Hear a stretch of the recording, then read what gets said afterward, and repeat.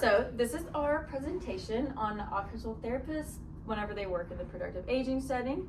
I'm Kate, then Kyle, then Haley, then Caitlin.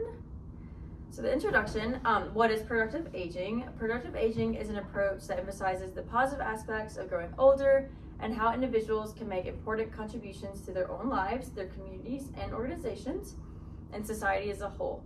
In the context of work, productive aging involves providing a safe and healthy work environment for everyone through comprehensive strategies that allow workers to function optimally at all ages. And this was a definition of productive aging from the CDC. So practice areas in productive aging. So this is the different areas that OT can help individuals that are in productive aging. So they can help in aging in place, which is home modifications, fall prevention, health promotion. So home modifications, they would go into the client's home and they could assess like their living environment. They could get rid of rugs that like might be a tripping hazard. They could add other assistive technology to help them around the house, take showers, anything to help them safely complete ADLs, IADLs in their house. Fall prevention that comes with the home modifications by removing things that might make them fall or a tripping hazard, and also promote their health. They also might assess their driving and community mobility, because that's also another safety thing, because we want to make sure they are able to drive around the community safely so they don't get hurt or hurt anybody else. Primary care, post-acute care, and transitioning back into the home, which is also then again making sure they're safe enough and they know how to remain safe back when they transition home, and also they know how to take care of themselves. And then palliative care. So deeper in OT's role in productive aging, they promote the client's health and quality of life. This can be done by preserving meaningful roles and occupations, by helping them maybe adapt to new ways to do their meaningful activities and occupations, because they might have gained another deficit that has caused them not to successfully complete like a role or an occupation. Promote engagement in managing personal health and wellness, maintaining or increasing participation in meaningful activities in the community. So you want to make sure they're still like getting out there in the community and participating, and they don't self-isolate or anything like that. So you want to make sure they're still able to engage in those meaningful occupations. The OT will suggest home modifications and adaptations to maximize safety and independence. So being able to move around the home safely is critical whenever they do get to go back home. So occupational therapists should develop an accurate understanding of their client's strengths and weaknesses, so they can make adaptations at home, such as the grab bars in the bathroom or anything that they need help to dress themselves, such as a dressing stick or anything like that. The OT also promotes safety in driving and community mobility to make sure they're safe. The OT will also recommend and teach clients to use adaptive equipment. Overall, an occupational therapist's role in productive aging is to evaluate the client's ability to balance, coordination, endurance, safety awareness, strength, attention, problem solving, vision, communication, and many other functions. Alright, so the population that we are dealing with is older adults. So some deficits and safety concerns that can come with this population that we need to be aware of as OTs would be vision deficits, and then acute and post-acute health conditions, and then chronic conditions, mild cognitive impairments, Alzheimer's disease, neurocognitive disorders, mood disorders, including late life depression and anxiety, and then fall risks. So when discussing sociocultural and economic factors with this specific population, individuals with educational disparities result in most cases in poverty. This is linked to health decline and chronic diseases.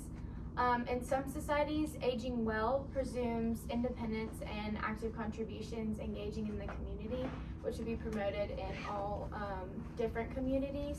And then the stereotype that individuals should disengage and be dependent rather than continuing daily life activities. Just because people are either being diagnosed with new deficits or just making it more difficult to complete ADLs and IADLs in their leisure activities in old age doesn't mean that they have to be dependent.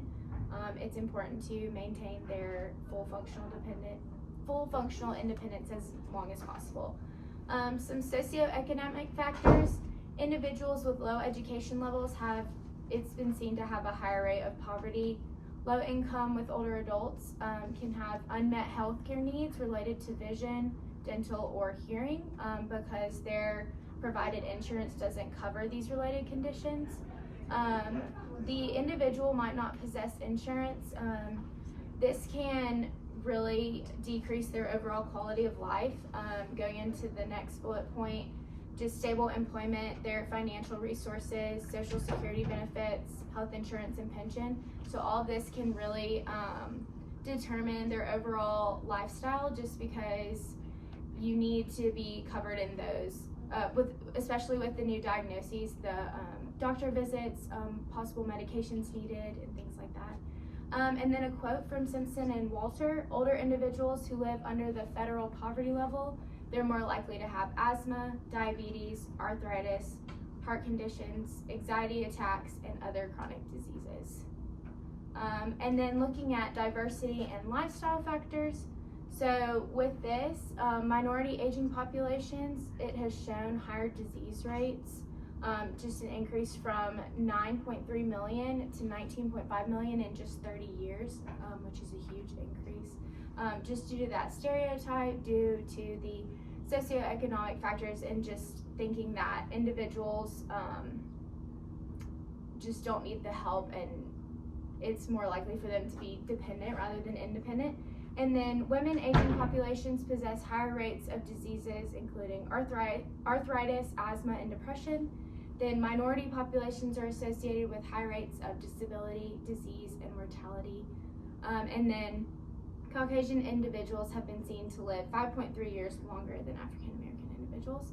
Some lifestyle factors, positive or negative: alcohol consumption, stress levels, healthy or unhealthy diet, duration of exercise, disease, genetic factors. All of these are lifestyle factors that can either limit your ability to be independent and just function at a greater quality of life. And then positive interactions and meaningful relationships with others through involvement in a community setting. It's important to have that support group and meaningful relationships so you can engage in other leisure activities and things like that. So within our profession of occupational therapy, it's very important that we incorporate the different team dynamics to make sure that they are a healthy one and that there's increased communication, and then also having a clear understanding of the different consultation process that need to take place for the clients. So within our team dynamic, one of the professionals that we are going to be working very closely with is going to be home health aides. So this profession assists the older adults in their homes by monitoring clients and observing their physical, cognitive, and mental health. And they also provide client education in order to provide the most beneficial and healthiest lifestyle for the client. So it's very important that since these individuals do spend a lot of time at their home, that they, and out the community, that they are living in the most healthiest manner so that we are able to prevent any further injuries or diseases. And then some other professions that we're going to be working very closely with is going to be physical therapists, rehab counselors, social workers, speech language pathologists, and audiologists. Of course, just like any other clientele, each of these professions are going to depend on the different deficits that the client individually is possessing at the moment. And so part of the collaboration process, it is broken up into 3 separate sections. You have the planning process, the delivery process, and the evaluating process. So part of the planning portion, it's very important that we discuss results from interviews and assessments with the other professionals in order to determine the needs of the client and the client's goals to deliver client-centered care during all treatment sessions among all professionals. So this could take place from various different assessments and our occupational profile in order to decide what are the different areas that these clients want to be able to engage in again, or what areas do they feel that are hindering them and that we need to be able to break down that barrier, that way that they can succeed in their life. Also, the delivery of services. So this is documenting the services that are being delivered to the client directly and indirectly. That way that all parties involved in the case are up to date of the current care that's being delivered. So it's very important that all the professionals are well aware of the different services that are being provided. That way that everyone is in the loop of how the different treatment sessions are currently going. And in the evaluating process, all professionals need to evaluate the effective and ineffective treatments that have been taking place for the client in order to make those adjustments for future interventions as well. So this determining process that has been determining the progress that has been made amongst all domains to assure effective client-centered care is being delivered. So it's very important that we are not continuously administering services or different treatment plans that have been shown to be ineffective for our clients. So some different assessments that we can administer. So we could do the occupational profile. This is very important to start off with during an evaluation. This could really help us figure out the different environments and contexts, the different supporting factors that these individuals have, but it's also important that we know the different barriers within their life, the things that are holding them back, so that we are able to help diminish those. We can also administer the Canadian Occupational Performance Model, also commonly known as the COPM. So this really helps us realize where does the client perceive their performance levels at within their different occupations, but also what is their satisfaction within their own performance levels. And this can also help us determine their different goals that they have for themselves, whether it's their leisure activities or their self-care and the importance of them. We can do the activity card sorting assessment. This can really help us figure out what leisure activities do they enjoy, such as gardening, is it going to bingo, or is it hanging out with their friends? We can also do the Pittsburgh Sleep Quality Index. It's really important to consider sleep as an occupation in order to make sure that these clients are getting good, healthy sleep, as it's important that each and every individual gets that each night. And then also the Tinetti balance assessment tool. When you work with the older population, balance is a very big component that we need to consider. So this will be able to help us realize, is there safety within their own balance within their everyday life? So the consultation process, the interdisciplinary team, we can be doing a lot of different internal referrals. So this consists of discussing the different assessment tools and results with the OTAs in order to determine the client-centered interventions. So we can incorporate a home modification specialist to be consulted to ensure a client's home is safe and that they can perform all their occupations within their own home. And then we can also prescribe an assistive technology specialist to consult to prescribe assistive technology to compensate for deficits and promote their independence. And then the different interdisciplinary consultation can consist of referring clients based off of their needs to a specific professional that is suited for their area of care. So for instance, if a client's going through a major depressive disorder and at their moment, then we can consult with a psychologist or a psychiatrist. And if they have an opening within their caseload, we could refer our client out in order to perform those different client-centered treatments to be able to compensate or remediate those different deficit areas. All right, so to wrap it up, overall productive aging emphasizes the positive aspects of growing older and empowers this population to be safely and effectively productive, which leads to an overall greater quality of life. Some examples of the roles that OT plays in this population are fall prevention, home modifications, community mobility, acute care, and primary care. And then some concerns to focus on for this population are vision deficits, chronic conditions, fall risk, cognitive or neurological deficits, and more. Socio-cultural and economic factors can positively and or negatively affect the clients in this population based on their individual circumstances. For example, education level, income status, societal views, and then diversity and lifestyle can also affect the clients in this population, so their habits, gender, or race. And then a team including a PT, rehab counselor, social worker, SLP, audiologist, and more can collaborate on this with this population in planning, delivering, evaluating, assessing, and consulting. So then we would like to see more advocacy for this population to create awareness as to why productive aging is important and beneficial. And we would also like to see more programs in place around communities for this population, such as opportunities for safe volunteerings or fun groups. And then also, as OTs, we should make sure to consult with the families, relatives, friends, caregivers of those in this population about productive aging.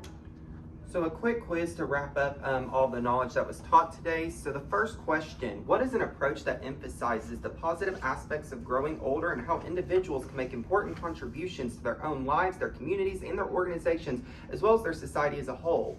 Yes, Haley. I think it's B. It is B. Yay. Okay, so next one, true or false? When women aging population possesses higher rates of disease, including arthritis, asthma, and depression. Me. Go ahead. A, true. Woohoo! Correct.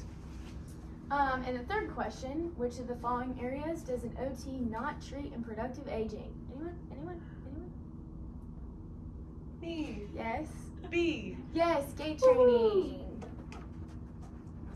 And which of the following was not an assessment listed in our presentation today for productive aging? You. B. Yes, you are correct. Yay, and our reference